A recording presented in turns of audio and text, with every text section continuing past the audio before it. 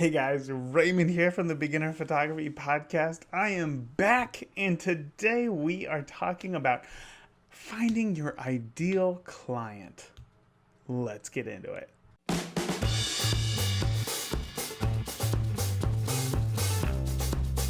Welcome to the Beginner Photography Podcast with Raymond Hatfield, the podcast dedicated to interviewing world-class photographers to ask them the questions you want answered.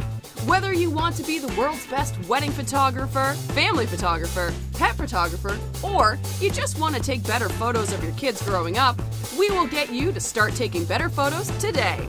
Here with you as always, husband, father, home brewer, LA Dodger fan, and award-winning Indianapolis wedding photographer, Raymond Hatfield. Hey guys, oh my gosh, I'm so excited to be here today with you all. It has been a month. It has been a month since we had our last interview, and so much has happened within that month. I cannot believe it. So first off, we finally, the house was sold. Our old house had been sold for a while, but we finally closed on the new house, and we are in. Oh my gosh, it is the most insane roller coaster of emotions that I've ever gone through in my life to purchase this house. And it wasn't necessarily the house's problem or, the buyer of our old house. It's just the whole process of buying a house is it's the worst. It's the worst. I mean, I can imagine that there would be few things worse than having to purchase a house, because you get so excited. You're like, oh, this is it. This is the house for us. It has everything that we want. And it's got a big backyard. It's got an office space so that I don't have to run a podcast out of a bedroom with a bed in the back that I sleep in every night. It's got everything, right? Let's get it. Oh, wait. We have to jump through a trillion hoops. Oh, wait, it's going to take 3 months to get in the house. Oh, now we have home inspections. Oh, and there's a few things that the people could fix. And we got to ask them for that. Oh, they only want to fix half of them. Oh, so now we have to come back with a counter offer. What are we doing? I don't even want to be in this house anymore. But all of it, I would say it's worth it because, we truly love the house. It's going to fit our family so much better than the old house did. But it's been really sad because our son, who is 4 years old, is just now old enough to really start having friends, I guess. And at the old house, we had a little neighbor girl who was 3 years old, and they would play all the time. So now, every night before we go to bed, am I going to see my friends tomorrow? And it just breaks my heart every single time. It's so sad. But I know that obviously this is the right decision for the family. And I think that I was his age when I moved into the house that I ended up growing up in. And it all worked out. So I'm happy. But again, from everything, the whole moving process has completely destroyed my workflow, right? I don't want to say my work ethic because it hasn't destroyed my work ethic, but before we went through the whole moving process, Mondays, I had a set of things that I did every single Monday. Every Monday was like my admin day. That's where I update my mileage. That's where I do my books. That's where I check in on, my Facebook ads and schedule out posts.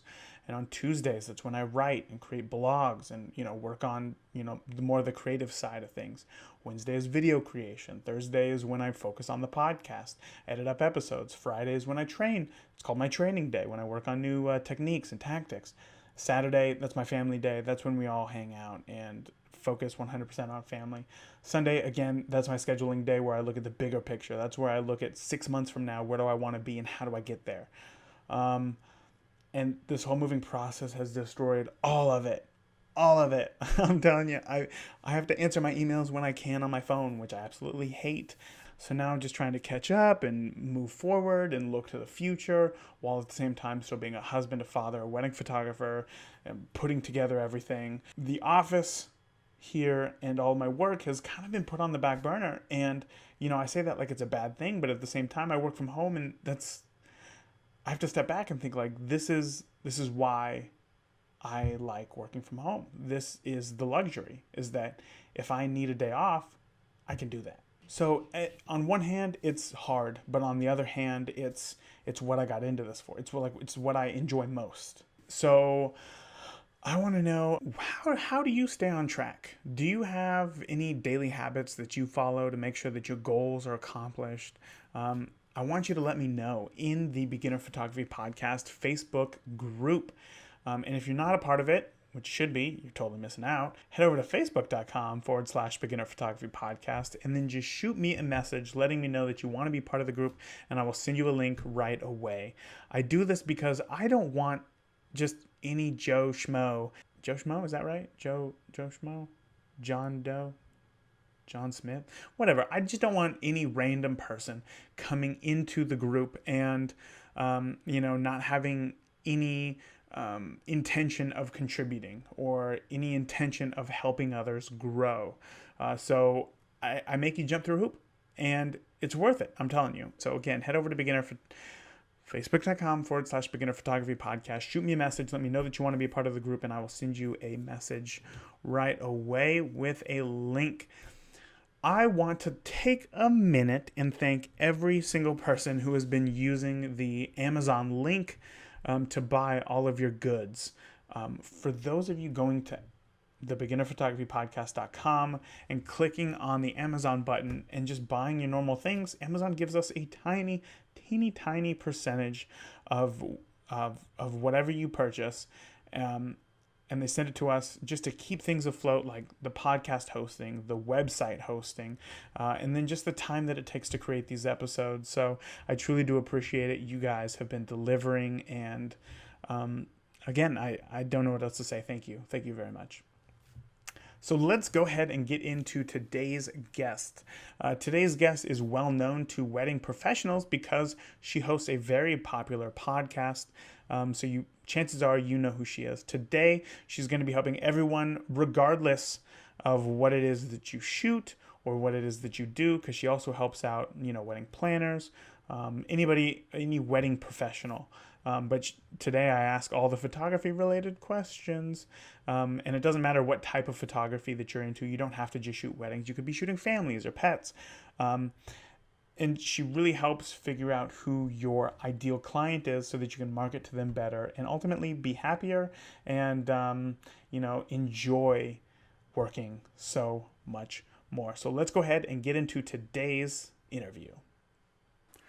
Today's guest helps overwhelmed wedding professionals succeed in their businesses. Today, she's going to help answer one of the most important questions photographers can ask, which is, who is my ideal client? She's also the host of the fantastic Evolve Your Wedding Business podcast, Heidi Thompson. Heidi, thank you for coming on the podcast. Thanks for having me. It's a pleasure. Absolutely. So, again, thank you for coming on the podcast. So aside from hosting your own podcast, which is extremely successful, and I enjoy listening to it every single week, what are other job titles that you have? Oh, boy. Well, first of all, I have to point out you've been on it, and your listeners should definitely go listen to that because that's super helpful for photographers. My other job titles are business and marketing strategist for wedding professionals, general marketing geek, and now author, which I'm really excited about. Lots of big things coming your way. What does it mean to be a marketing strategist for wedding professionals? What I'm really focused on with the people that I work with is the big picture. So the strategy. And that isn't just, okay, what can we do on Instagram to bring more people in? It's, the overall picture of how do all of these different pieces work together in order to build the business that you want. Gotcha. So like what are some examples that you could give? I guess you just talked about Instagram right there. Are you talking, we need to be in all these places, or what's something that a lot of your clients, what are some of the repeating mistakes that a lot of your clients make when you first talk to them? Doing all the things is definitely one of them. And because I get it, like you hear all this advice, you hear colleagues and you listen to podcasts and it's like, oh, do this, oh, do that. But it completely depends on who you're talking to and who you're trying to attract. And that can definitely help focus what you should be spending your time and money on because there's really no shortage of things that you can be doing. It's just a matter of do those things actually make a difference in your business? That's a big question. That's something that I struggle with a lot, like you just talked about. Being everywhere is something that everybody wants to do. Everybody knows that they have to be on Facebook. Everybody knows that they should be on Instagram and Pinterest. Are there any other social media platforms or just anywhere else that you think people should be or where they should stop wasting their time? I mean, I think for social media, you have to be really cognizant of who you're reaching. So if you know that the people that you want to reach are heavy Instagram users, then yeah, that makes total sense. What might make less sense is giving equal time to that Twitter, Facebook, LinkedIn, Snapchat. It's a lot easier to focus on what is really working for you or what you believe will work for you because it's really hard to test, like a million different things at once. It's a lot easier to focus and really hone in on, one or a couple of different things. So definitely for social media, that's a great way to focus. One other thing I see is advertising. A lot of people will just try to advertise everywhere and hope that someone sees them. But again, you really have to ask yourself, first of all, are my people here? Is this the kind of blog, the kind of platform, whatever it is that you're advertising on? Are they even going to be here? And then how are you going to know whether you got results or not? And that can be as simple as directing them to a specific page on your site. And I do this all the time. I'll just clone a page and change the URL so that I know exactly where people are coming from. So, oh, I see. For instance, yeah. So I could have like my website / rock and roll bride. And that takes people to like a specific landing page or something like that for a blog ad. So then very easily looking at that where you got traffic from, where you didn't. And then you can, follow people along the pipeline, asking them where they found you. Gotcha. That's smart. I think that is that's definitely a next level tactic right there, is changing up some URLs and trying to decipher where everybody's coming from. However, it's extremely important because if you find out somehow that all of your traffic is coming from this one blog that maybe you don't spend a lot of time on, now you can spend more time on that blog and hopefully get more results. So that is important. So you mentioned a little bit right there about figuring out where your, I guess, let's just talk about families, okay? Let's talk about for family photographers out there. We're going to use the family photographer as an example today. Family photographers typically market to, moms, somebody with kids. So when you talk about an ideal client, shouldn't that just be moms with kids? Is that enough? That's a good question. And the problem with that and, the typical ideal client exercise that you'll see is that's where it guides you to. And that sounds good, but really when you think about it, does that give you any information about what to do, how to spend your time, what to say to these people? Because all you have to do is meet two moms to know that there are very different kinds of moms in the world. That's absolutely true.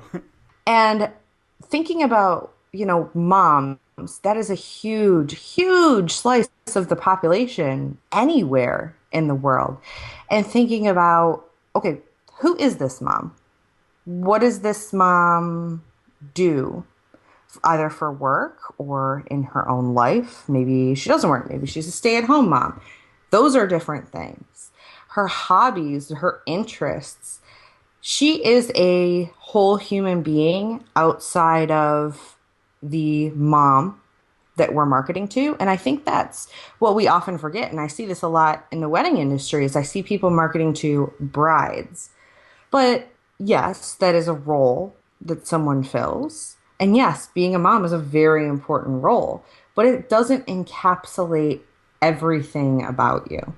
Yeah, I could see how a stay-at-home mom of maybe two kids would be an entirely different person and into completely different things than, say, the more career-driven mom who obviously loves their kids still, but also finds fulfillment in maybe a 9 to 5 career or working themselves up a ladder.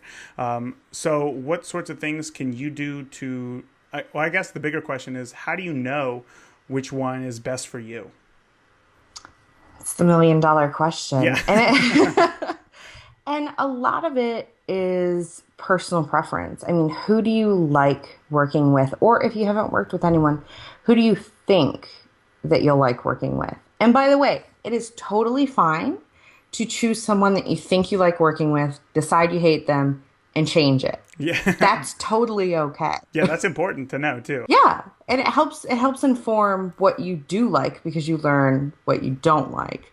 But don't feel like this is one of those decisions that when you make it you can never go back, you can never change. But if you do have clients you can draw on, starting by thinking through who they are as actual people. When you've talked, what is their personality like? Because I want to guide people to thinking more along the lines of how would you describe this person to a friend of yours? You wouldn't say, like, she's a mom within 50 miles of my city between 25 and 45. How would you actually describe this person? And the reason why I'm so focused on that is because we make purchasing decisions based on our values, based on our personal interests and likes and dislikes. And I mean, even where you grocery shop is probably informed by this. It's what brands make you feel good, what brands make you feel gross. So Peeps. it's really The answer is Peeps. Peeps make everybody feel gross.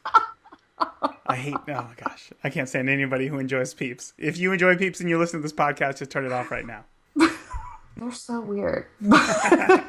I just alienated like 90% of the world's population, but that's okay.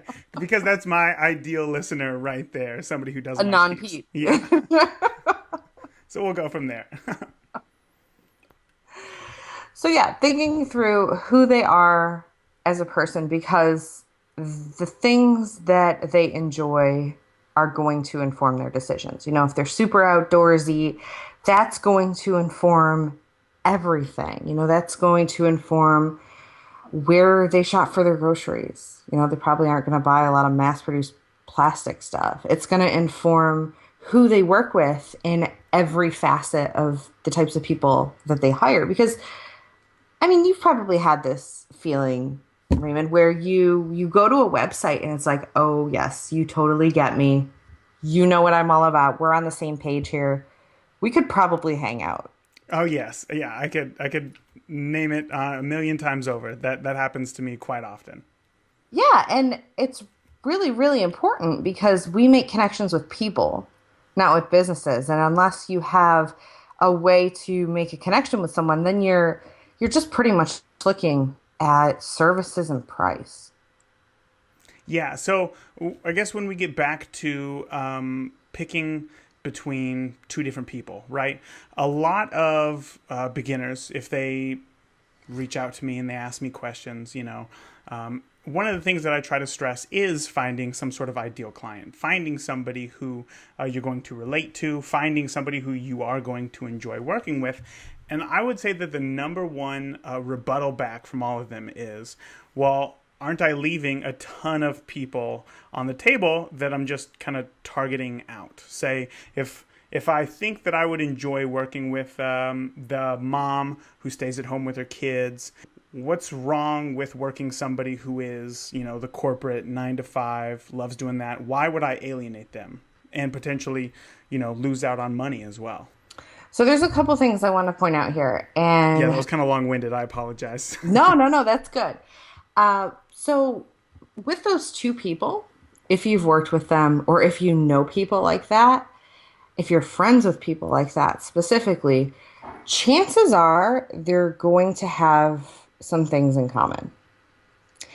And just because their work status is different doesn't mean that they're really all that different when it comes to the kind of person that they are. And that's the thing that drives me nuts about demographics, because then we focus so much on this. Oh, no, she's a lawyer or a doctor. Has to be a lawyer or a doctor. Right.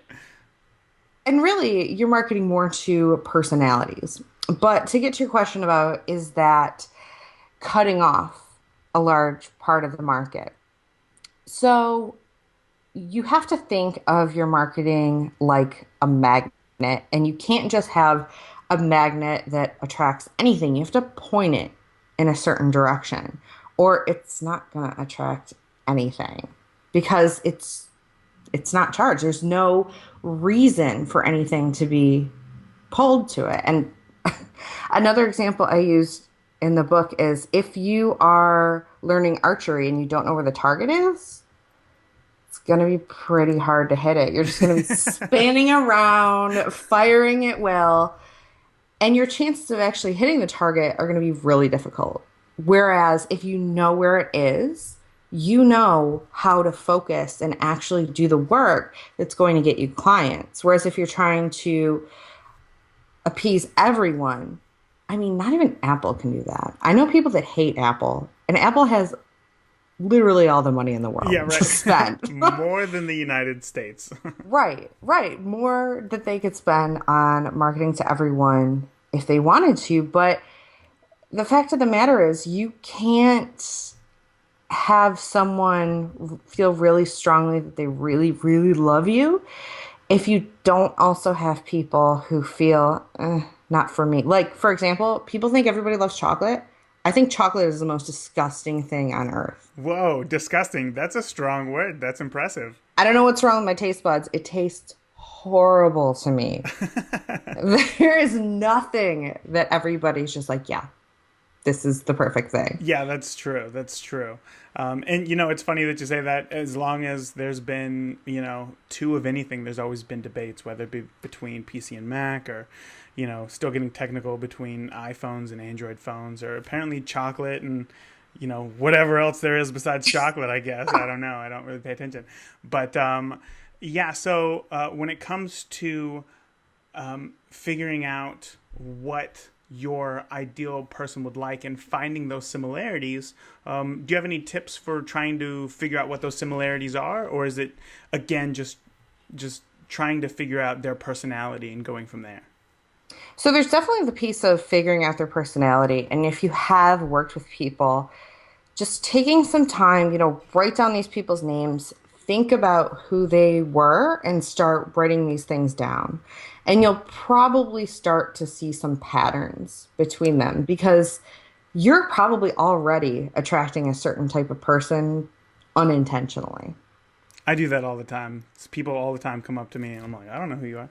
So, what sorts of things should we be writing down if we just think of two different people? Say I have Sarah and Jessica, let's just say.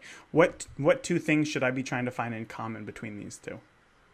So I would look at them and keep in mind, whole people. We're thinking about them as whole people. So even something as simple as, how do they dress? What brands would you think, and we can investigate this further, but what brands off the top of your head would you think they'd be really into?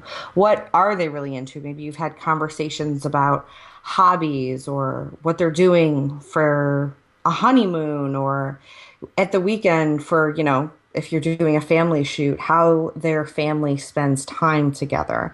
Really just dissecting those little personality traits about them is really, really helpful. And then if you have people that you've worked with, and even if you don't, we can get into finding people for this. It's really incredibly helpful to interview them and listen to them, because they have all the information you need to work with more people just like them. So you literally say that I've worked with both Sarah and Jessica before. I literally give them a call and be like, hey, remember your wedding photographer? Yeah, that's me. So can we hang out over some coffee, and can I ask you a few questions? And then they say yes, and then we go from there? I would email them personally, but... Yeah, okay, well, yeah, okay. Any way of communication. Yeah, I always approach it with flattery, and that works, and that's worked for my clients. So if you say, Look, I really, really loved working with you. And if I could work with more people like you, if I could clone you, I'd be the happiest person on earth. So, could we set up a time for a call, or I'll buy you a drink or coffee? And I just love to ask you some questions so I can find out more about you so I can attract more people like you. That's super smart. I am definitely going to do that. Because What are you're some like, things? yeah, I'm Yeah, special. and it makes sense too. I mean, if somebody gave me that call, I'd be like, I will definitely go and grab a coffee with you. So, what are some things that we should be focusing on about their personality when we do meet? Ask them about brands you talked about. Is there anything else? Yeah. Yeah, and I think the brand piece is important because that gives you another place to look. So if you know, for example, that, I spoke on this topic, and actually someone who was there said that they had noticed that all of their planning clients were really into Kate Spade bags. This one specific designer, they all love this brand, which is really interesting because then that can help you with your aesthetic, even if it's you just look at, okay, they use very clean lines or the colors that they use in their marketing, the way that they talk about their products. Because these brands have spent a lot of money doing research into the values of this person. So the way that they talk about a purse that you're willing to spend hundreds or thousands of dollars on is going to give you a lot of insight into what works for this kind of a person. And just the general brand personality. So if you find that your person is like much more simple kinds of brands, much more no frills, just get to the point kind of stuff, well, then that tells you how to communicate to them and how to talk in a way that's going to attract more of them. When I say talk, I mean, your website copy as well. Whereas if you're trying to attract someone who's really into designer brands, that the context there is just different. The way, you're going to talk to your grandma versus your best friend is just different. No, not And me. What's that's up, awesome. Grandma? Yeah.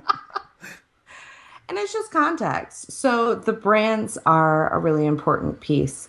And I find that asking questions, especially if they've worked with you, about why they decided to work with you instead of someone else, why they decided on the package that they decided on.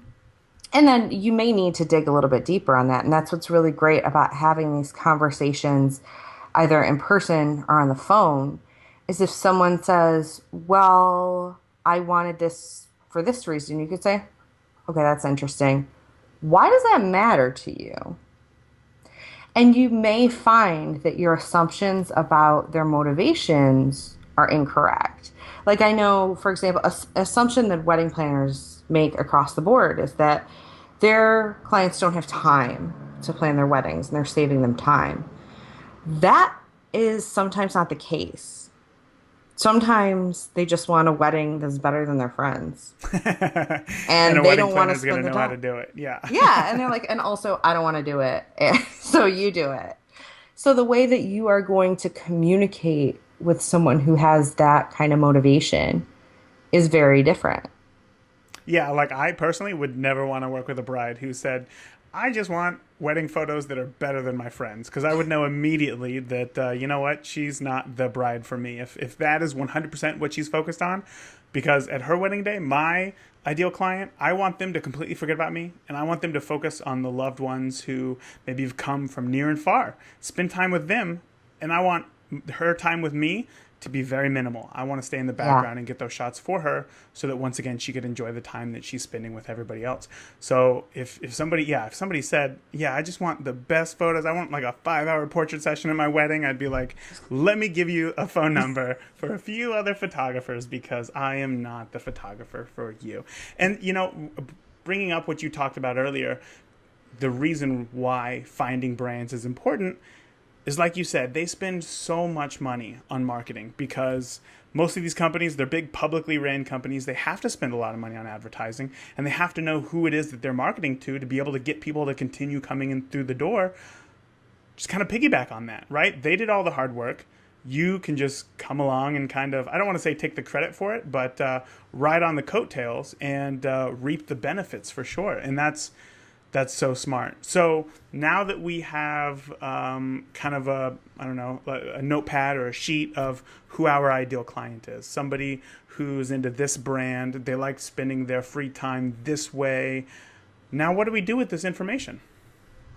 Really good question. And the way that you implement it is going to differ based on the platform. So I would start with your website and reading through your website. Are you speaking this person's language? Because another really important reason why you want to speak to them as opposed to have them like fill out a survey. And by the way, you can interview your friends who you think would be that perfect ideal client. If you have past clients, go for it. But if you don't, you can absolutely tap into people who you feel like are kind of the archetype of that personality. So reading through that and asking yourself as you're reading through it, does this make sense? Does this align and speak to the person that I'm talking to? Or am I talking about a feature, a benefit, something that I thought was important to them that I was actually totally off base on? Or am I talking to them in a very like frou-frou, lots of like, this is a luxury way Right. that we're going to speak. And they don't talk like that. Even if like they're spending a ton of money on their wedding, that doesn't necessarily mean that they talk like a perfume ad. Yeah, that's absolutely true. So making sure that those pieces connect. And it also informs the kinds of things that you're going to write about on your blog, that you're going to share on social media, because you know what their interests are, you know what their values are.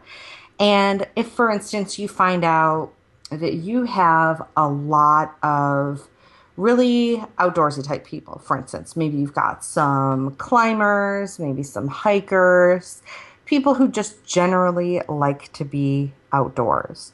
That's going to inform the type of photos that you share. That's going to inform the type of content that isn't yours that you share. And the kinds of posts that you write are going to be things like maybe how to incorporate pieces of that into your wedding, or how to make sure you look really amazing in outdoor photos, because that's a very different situation than being indoors, and, quelling any fears that they have about that and being, like in natural light. Yeah, I think somebody who would like being outdoors, likes camping, likes kayaking and stuff, they're not really going to care about things like, how to pick the perfect table settings for your reception. However, that doesn't mean that they aren't willing to spend, I guess, the amount of money that you think they would on their wedding. So I've also ran into that a lot, and I think that I personally struggled with that in the beginning as well. You kind of talked about that. I feel like I talk to a lot of adventurous, outdoorsy type people who like to try new things and go completely against the norm. And one of the first times where I brought that up to my wife, one of her biggest concerns was that, well, maybe these people don't value their wedding as much as, the couple who wants to get married at the Four Seasons, or, another couple who is willing to spend the same amount of money, who could afford to hire me as a wedding photographer. But I mean, I can tell you firsthand that that's absolutely not the case, absolutely at all. And having the ideal client avatar, I guess, in my head, knowing who they are, know how to talk to them, has been so important to be able to find the right couples just for me. And as a benefit, on their wedding day, like, I'm having a blast. I get along great with these people. I never have to worry about stepping on any toes, because I can just be me, because that's who I am on all of my social media outlets and even on my blog, so that when it comes time for me to be there in person with them, it's like we're already friends, which is just so incredible. Heidi, you talked about so much today about finding the ideal client, and yet I feel like we only barely scratched the surface. You mentioned that now you are an author. Can you talk about your newest endeavor here and where all of our listeners can find it? Yes. So I wrote a book because I find that about 90% of the questions that people come to me with or problems, you have to trace it back to the ideal client. And a lot of people get stuck in these demographics. So I put the process that I work with my clients on into book form. And it's called Clone Your Best Clients: How to Take the Guesswork Out of Your Marketing and Attract More Ideal Clients. I'm so excited to That's share such it a great with you. title. That is such a great title. It says exactly what everybody wants to hear. Well, thanks, because that's a whole arduous thing figuring out titles. I love it. I think it's great. I think it's great. Let people know when they can find it and where they can get it. Yeah, so the book publishes on May 9th, and actually between May 9th and May 12th, you can get the Kindle version for just 99 cents. That is incredible.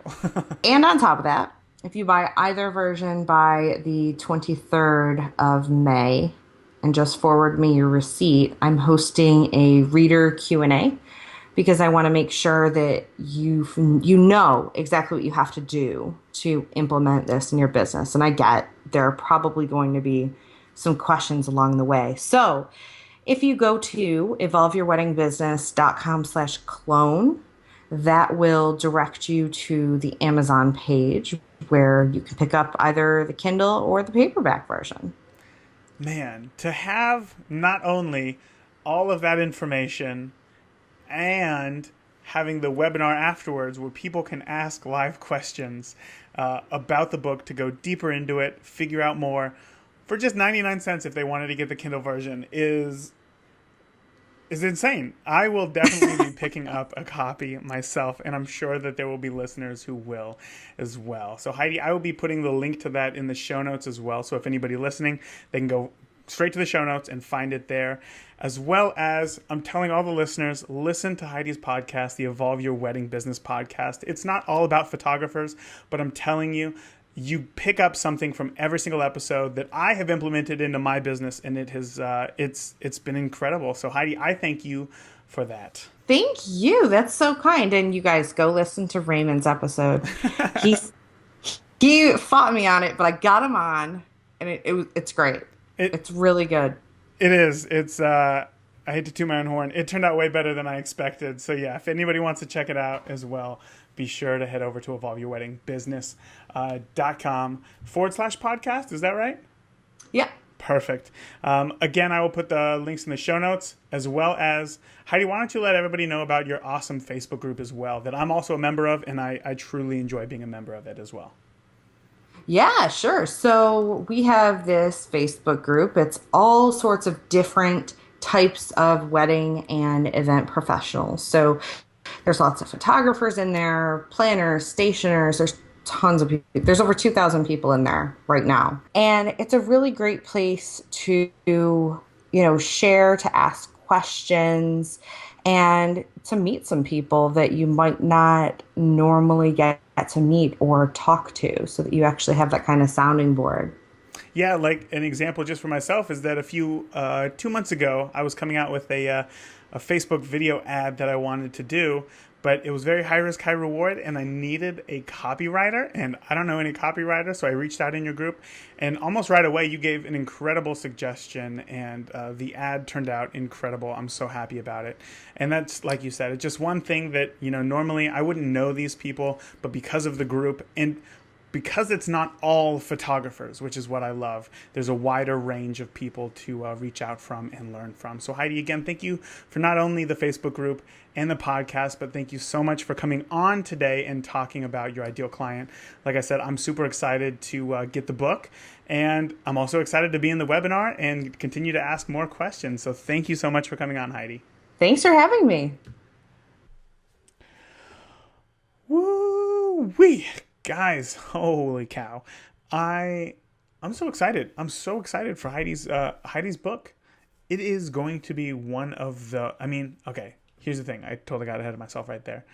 When it comes to putting together things like your ideal client, you can find a million lists online of how to find your ideal client. Trust me, I've looked, it's important to know. It's super important to know. So I've looked, and all of them are like a blog post or a one-page PDF that is smaller than a blog post, or just some tips. And the fact that Heidi wrote a book, it's an actual book, it's a paperback book, it's printed on paper. It's going to be real and it's going to be impressive. And I am looking forward to getting a copy for myself. And you know what?